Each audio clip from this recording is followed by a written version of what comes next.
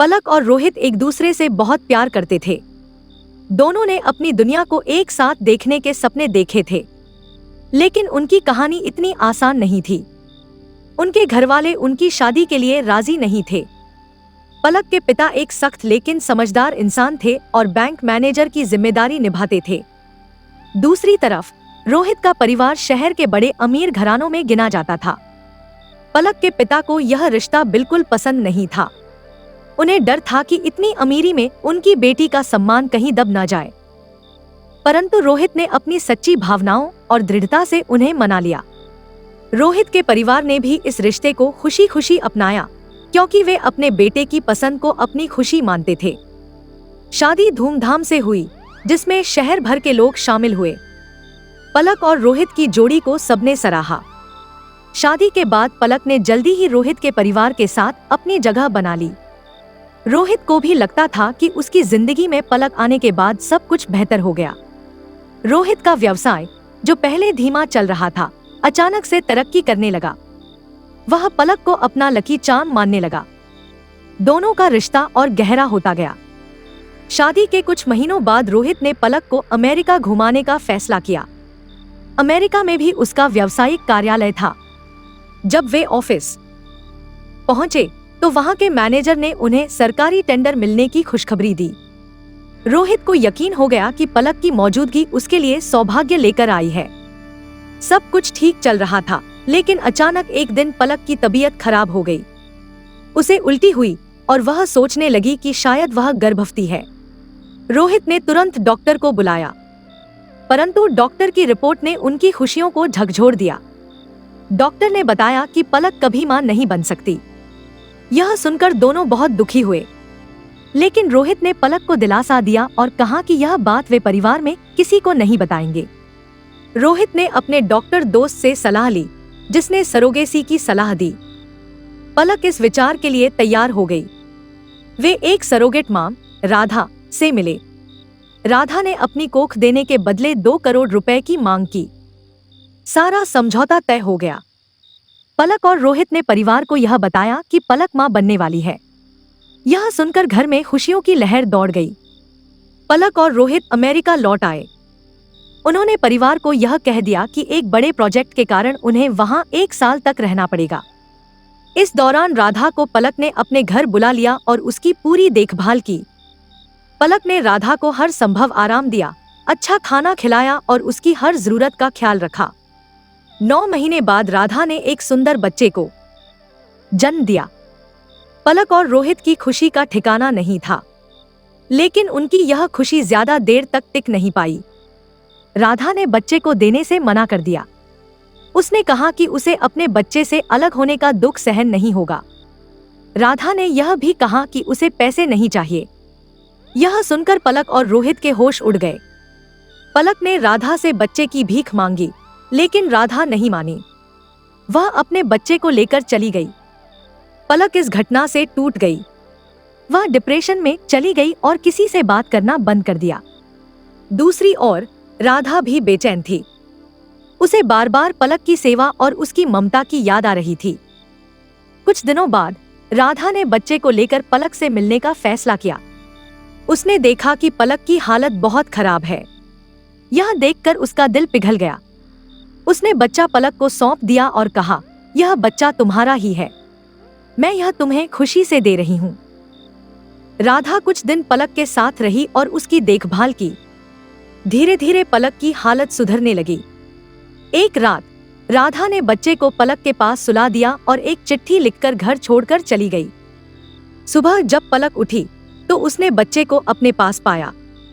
बच्चे के हाथ में राधा की चिट्ठी थी। उसमें लिखा था, पलक, यह बच्चा तुम्हारा है और तुम्हारा ही रहेगा। मुझे माफ करना, मैं तुम्हारे जीवन में और मुश्किलें नहीं लाना चाहती। मेरा आशीर्वाद हमेशा तुम्हारे साथ है। यह चिट्ठी पढ़कर पलक की आंखों से आंसू बह निकले। उसने बच्चे को गले से लगा लिया। इसके बाद पलक और रोहित ने अपनी जिंदगी को एक नई शुरुआत दी। राधा के जाने के बाद पलक और रोहित ने अपने बेटे का नाम अयान रखा। अयान के आने से घर की रौनक लौट आई। रोहित का परिवार जो इंडिया में बेसब्री से खुशखबरी का इंतजार कर रहा था। जब यह सुनता है कि बच्चा हुआ है तो खुशी का ठिकाना नहीं रहता। पलक और रोहित ने अयान की परवरिश में कोई कसर नहीं छोड़ी। हालांकि राधा की यादें अक्सर पलक को सताती थी। वह सोचती थी कि जिसने अपनी कोख में 9 महीने तक इस बच्चे को रखा, उसने किस दर्द के साथ उसे उनसे अलग किया होगा। अयान बड़े प्यार से बड़ा हो रहा था। उसकी मासूमियत और हंसी ने घर में खुशी का माहौल बना दिया। लेकिन एक दिन अयान को हल्का बुखार हुआ। डॉक्टर से चेकअप कराने पर पता चला कि उसे एक दुर्लभ ब्लड डिसऑर्डर है। पलक और रोहित को यह जानकर बड़ा झटका लगा। डॉक्टर ने कहा कि उसे इलाज के लिए ब्लड डोनेशन की जरूरत पड़ेगी और अगर असली मां का ब्लड मैच करता है तो यह प्रक्रिया आसान हो जाएगी। यह सुनते ही पलक और रोहित को राधा की याद आई। हालांकि उन्होंने कभी उसके संपर्क में रहने की कोशिश नहीं की थी, लेकिन अब उन्हें राधा की जरूरत थी। उन्होंने हर मुमकिन कोशिश की, लेकिन राधा का कोई पता नहीं चला। रोहित ने अपने दोस्तों की मदद ली, सोशल मीडिया पर पोस्ट डाली और स्थानीय अस्पतालों में पूछताछ की। कई हफ्तों तक कोई जवाब नहीं मिला। एक दिन अचानक पलक के पास एक कॉल आया। कॉल पर एक महिला ने बताया कि उसने राधा को एक छोटे से गांव में देखा है, जहां वह एक अनाथालय चला रही है। यह खबर सुनते ही पलक और रोहित उस गांव की ओर निकल पड़े। गांव पहुंचकर उन्होंने राधा को अनाथालय के बच्चों के साथ खेलते हुए देखा। राधा की आंखों में खुशी और चेहरे पर संतोष का भाव था।